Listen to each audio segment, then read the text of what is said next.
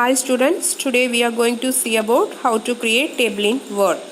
This is the example for table. It consists of rows and columns. Now we see how to insert table into the Word document. For that, what you do? First you create one Word document, isn't it? For that, first what you do? Click the Windows and then select Microsoft Office Word. Now the Word document can be created. Here in insert menu, the table option is there. So you click insert, then click table. It consists of the rows and columns. You select how much rows and how much columns you need. You select that number of rows and number of columns and then click means the table can be created. This is the way to create a table in Word document. Now we see about how to enter text into the table. Before that you have to save that file. For that you click file save as, then I select the desktop, and in the desktop I created one folder 5th standard. In that folder I just give one name and then click the save button. Now you can save the Word document. Okay, often you can save the file. Then next one we see about how to enter text into the table. Here I just move the cursor in that first cell and type the information. Okay, I type that first information as serial number. So you type serial number.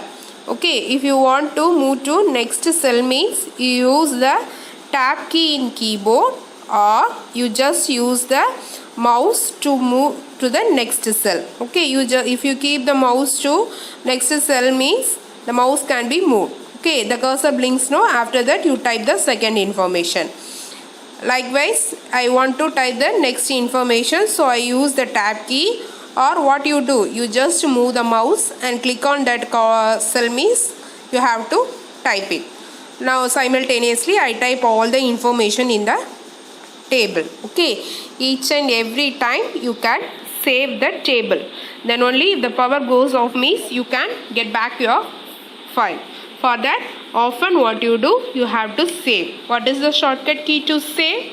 Ctrl S. Okay, first time if you are saving the file means you click file save as. Okay, second time you just use the shortcut keys. What is the shortcut key to save the file?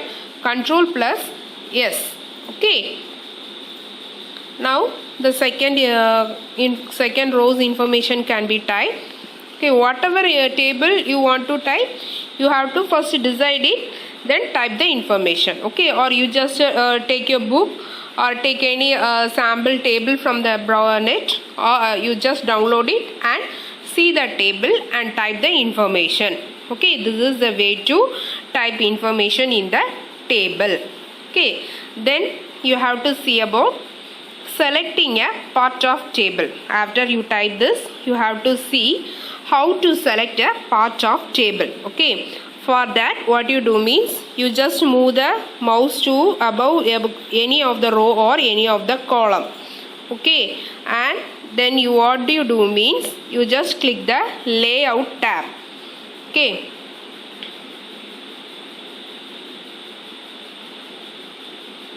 see here layout tab is there. If you lost the layout tab is there. Okay, see here page, layout, references, mailing, so many menus are there. You just select layout. If you click this select row means only one row can be selected. Okay, and if you again click that select means see here first option. Okay, and if you select the column, click that select column means the whole column can be selected, and if you select a row means the whole rows can be selected. Simultaneously, if you select the table means the whole table can be selected. Okay, this is the way to select the table. Next we are going to see about adding rows or columns in a table. Okay, now I just have 6 rows. If you want to add one more rows or one more column means again you click what means click layout. Okay, here insert above, insert below, insert left, right is there. Okay, if you click insert above means the row can be inserted above to the row you keep the mouse. Okay, then insert below means it will insert a new row below the cursor where it is. Okay, see here. Likewise, how many rows you want to insert, you can be inserted. This is a way to insert a column to the left side. Likewise, you have to insert a column to the right side also. Okay, now again now I want the table back, so I just table back. So what I do means, again I click the layout tab and click delete cells. Okay, see here, in the layout tab delete option is there. If you click delete means so many options are there: delete whole row, delete the entire column, like that. You click that, and whatever you want to delete, you click that means the row or column whatever you selected, that can be deleted. Okay, so I now delete the rows and columns whatever I inserted newly. Okay, I delete that and I get the table back to normal. Okay, you delete all the one. This row can be deleted. See, they click delete rows. Then remaining rows can be deleted. So I select whole the row and click delete rows. Okay, now I get the table back. Okay, next one is merging and splitting cells. That is, if you want to divide the rows or columns, you can divide it or merge it. Okay, first what you do means I merge the two rows. For that, what you do means you select any cells. First I select this one. Okay, what is that?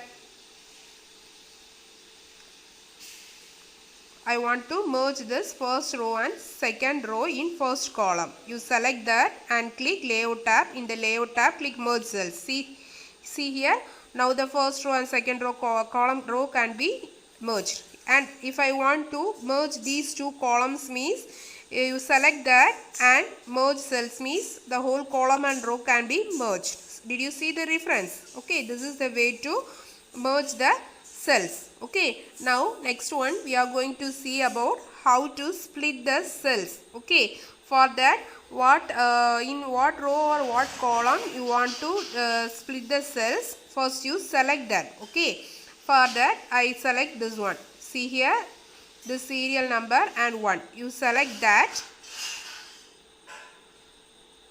and again what you do means you click the layout and click split cells. Okay, they are asking how much number of columns you need and how much number of rows you need. You specify. I just specify 3 in both number of columns and number of rows and click OK. See here, that particular cell can be splitted into 3 rows and 3 columns. Okay, here next I select this one. Did you see that name? Okay, again you click the layout tab means it is maximum you give 3, that is the maximum. Okay, if you give 2 means display the message like this, so you give 3. Okay, and click OK means see both the columns can be divided into 2 and the rows can be divided into 3. That's all.